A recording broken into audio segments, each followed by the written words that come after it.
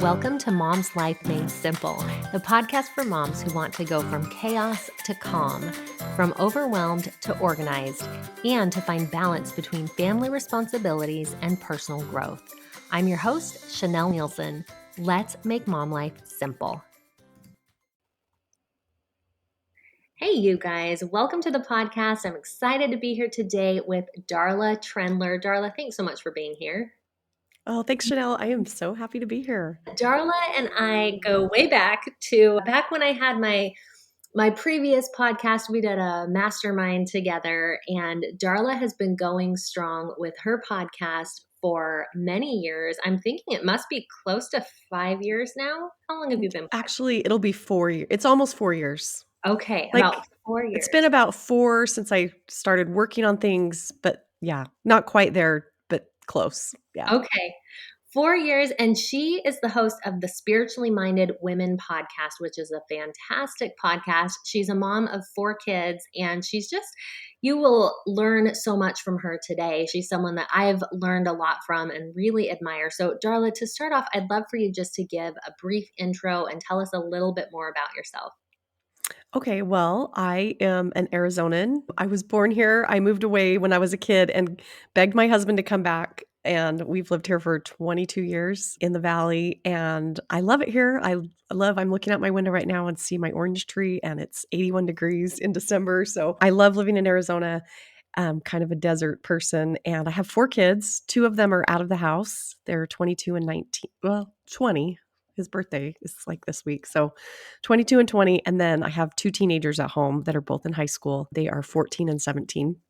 So I'm kind of like on that phase of motherhood where I'm learning how to navigate with young adult children and teenagers, and looking ahead that in a few years there's not going to be any kids living in our home anymore, and don't think motherhood ever ends. And so we're kind of looking forward to a new phase of being parents. I'm married to my husband, Tim. We've been married for 24 years. We own a car dealership, and I podcast at Spiritually Minded Women. I love it. I just love connecting with other women and talking about important things and deep things and sharing other women's stories. So that's what I do. Oh, I love it so much. I think that's so fun. And Arizona is a good place. It's a little hot, but it's fantastic in the But winter. we endure those summers because then we have 8 months of beautiful weather. So Yes, yes, it is nice in the winter for sure. So, okay, well, I'm excited today to learn from some of your wisdom. And I think it's awesome that you are getting to this next phase of motherhood, right? Where your kids are a little bit older. So I think there's a lot that you can teach us having gone through the young phase of motherhood and now entering this phase. So what we're going to talk about today is just one simple thing, which is how do you make mom life simple?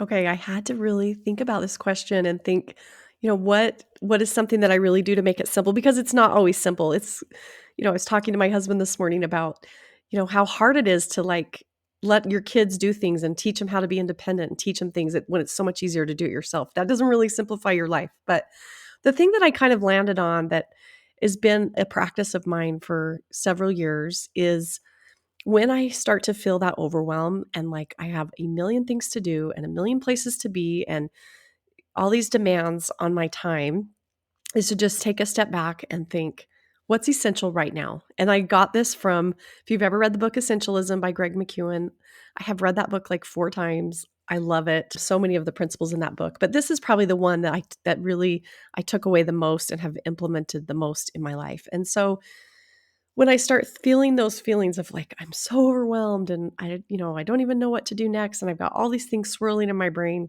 because I've always got a lot of things going on. That's just my personality and how I kind of operate. But operating in overwhelm isn't very fun and it's stressful. So when I start to feel that way, I've kind of trained myself to just take a step back and, take a few deep breaths and kind of recenter myself and just ask the question, what's essential right now?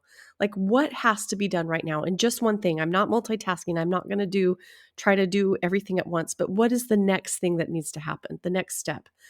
And it's really interesting that and I like to sometimes bring God into it, and I'll pray and ask him what he thinks I should do. And it's really interesting that it's not always these big, huge things. Like sometimes it's, well, you need to go eat something because you didn't eat lunch today, and that's going to help you.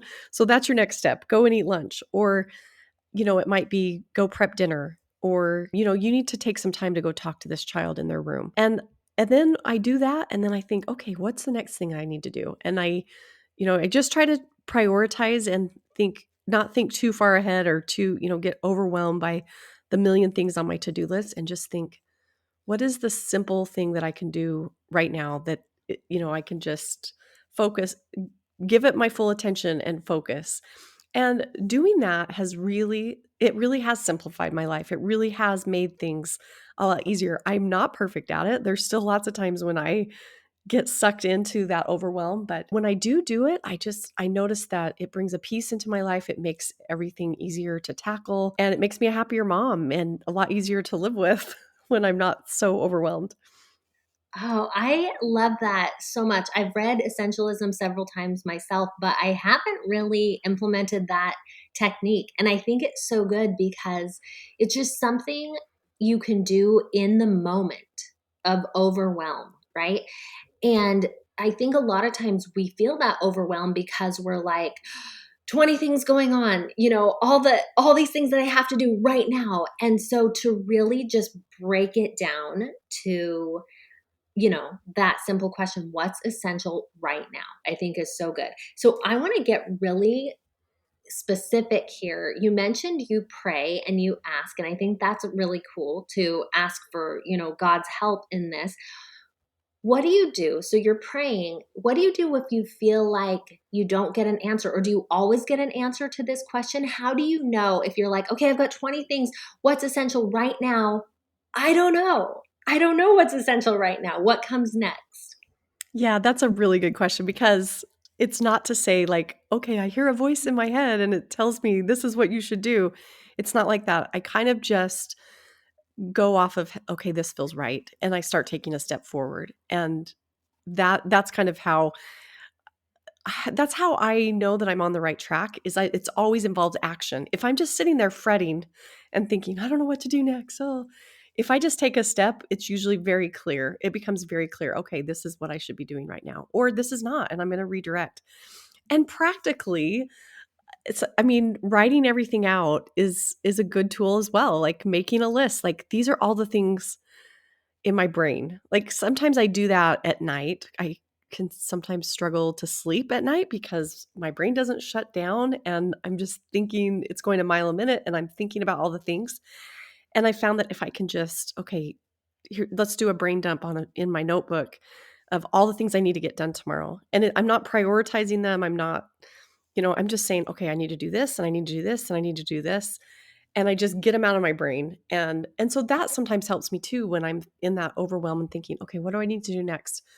And I don't always make a list, but when I have made a list, I go to that list and I think, okay, of all these things, like what's going to be most important right now? And so practically, I think it's those two things. I just start taking action, and then, looking at that list and saying, okay, what feels like the next right thing to do? Yeah, I love that. I think that's so good. I think one thing that I'm pulling out from that, one of the things that writing down helps us do is to really see what we have in clear, action item steps. Because when we don't write it down, it's like this, it just grows in our mind. I remember once just sitting there being like, oh my gosh, I have so much to do. I have so much to do going through my mind. And then I wrote it down, and I only came up with like 3 or 4 things. And I'm like, oh, is that all Yeah. I have to do?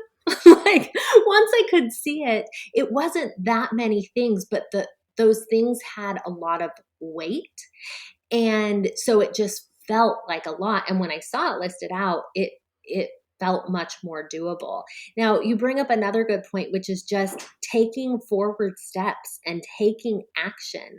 So I think that that's another good tool there too, that you're actually making progress and you're moving forward. Any tips for, when those action items are seeming hard and feeling big, how do you really, move forward and take that action on those?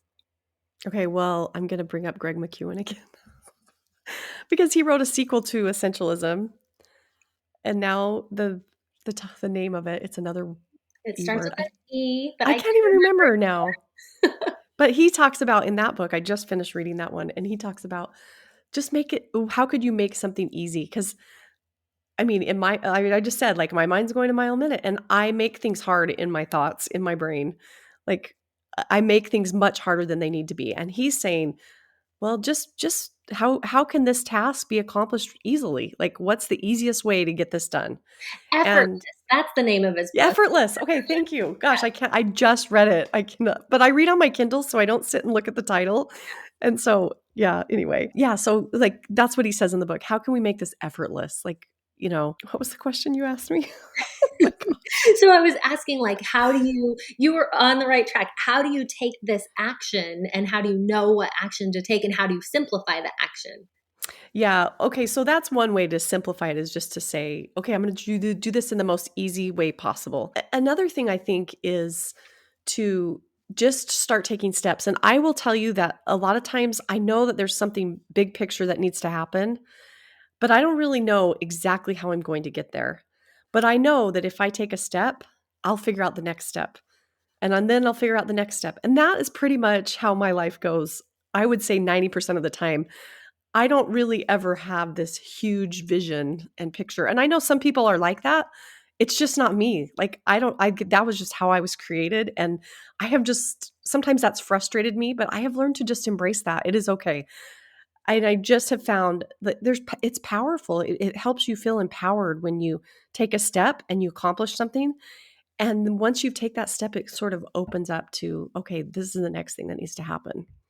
Yeah, I think that most of us are really that way. Even if you have sort of an idea and a picture of how you want to end up, you often don't know the steps. And so I think what you're saying is key is, you have to just move into it, take a step forward and take the movement and take the action, and then you see the next steps. And I think nowhere is that more true than motherhood. I mean, it's true in business, it's Mhm. true in our goals, but also in motherhood there is definitely no manual, right? So we don't know, like, okay, if I do this with this kid, they're going to turn out like this, or this is going to, bring up this other thing. And we just take forward steps and make movement. And, that really is what creates and really leads to getting out of that overwhelm. Because I think another thing that is coming up as you're talking is this idea that we want to see that big picture. I know for me, I would love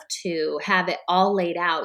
I want to do this project. Okay, here are steps 1 through 10 of what you need to do. And if only it were so simple, right? But if you can only take step one, the other steps will become more apparent. And that's where that overwhelm is. The overwhelm comes from, I've got to do steps 1 through 10. No, you don't. And that's what I hear you saying. Just do a Mhm. little bit, and then you'll see to know what comes up next. Any other thoughts on how this has helped you, this technique that you do on, asking yourself what's essential right now? Tell us just a little bit more to finish up about what it's done for you and what you feel like it can do for other moms. Well, I kind of think another way to look at it is that you're a creator. You're creating something in your life. And to me, knowing that I'm creating something, like I think we all have this innate desire to create and to build something. And, most people I think are wired that way. And I know definitely that I am. And so taking action and, just being focused on what's the next thing I need to do is a way of creating. And I think that's what propels you forward is you create something in your life, and then that creation opens up the next step. And so I think that's just another way to look at taking action is just that you want to be a creator, and that it gives you momentum. Makes you feel powerful and like, okay, I have some control here when you've actually taken the time to go and create something. And I'm not talking about, sometimes it's a physical creation of something like maybe dinner. I hardly ever cook dinner, and when I do, it's like, "Yay, I did it." I feel really good about that when I've done that, made that effort because it is something that's important to me, but it's just, been crazy and gotten pushed aside. But does that make sense? Like, I just feel like you'll feel so good about what you're accomplishing when you are creating. And the other thing is when I talked about making that list, like I loved what you said about like sometimes in your brain it's much bigger than when you put it on paper, it's not as big. And I've experienced that, but I've also experienced times where I have put all this stuff on the paper and the things just keep coming and coming and coming. Mhm. Like there's more and more to write, and obviously more than I could ever accomplish in a day. But I found that when I have just taken those steps and done the next thing and then done the next thing and looked at that list and kept going, even if I don't accomplish everything in the time frame that I think I should accomplish it, I still feel good and I still feel momentum because I did something, right? I took a step. I had action in my life. Yeah. Oh, I think that is such a cool thought. I think creation is a spiritual principle. Mhm. We are creating y- we're here to create, really, and we're here to God has shown us, how he creates, and then we are to be like him and create. And so I think that that's such a cool thing to tie that in with this, because it's so much bigger. And when we can see that again, it goes back to that big picture, right? When we see, oh, this isn't just making dinner, getting dinner Mhm. on the table. This is taking these materials, and making them into something that sustains and feeds my family. This is creating a memory. This is creating time together. And Yeah. it just ties us into this big picture vision, and it makes these little things feel so purposeful, is what it does. And so that's a great way to make mom life simple. It's taking the things that seem mundane and bringing purpose and meaning to them. So thank you for tying that in. I think that that is an excellent mindset thing that we can also focus on. You've had so many awesome things to share today. I know people will want to follow you and learn more. Where's the best place for them to do that? Well, on social media, I'm mostly on Instagram, and you can find me at Spiritually Minded Women.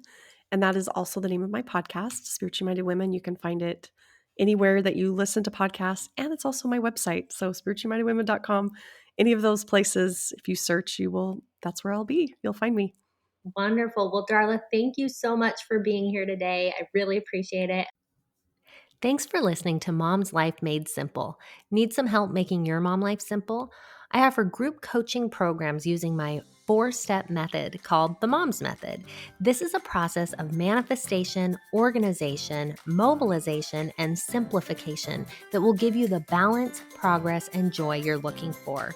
Visit ChanelNielsenCoaching.com or find me on Instagram or Facebook at Chanel Nielsen Coaching.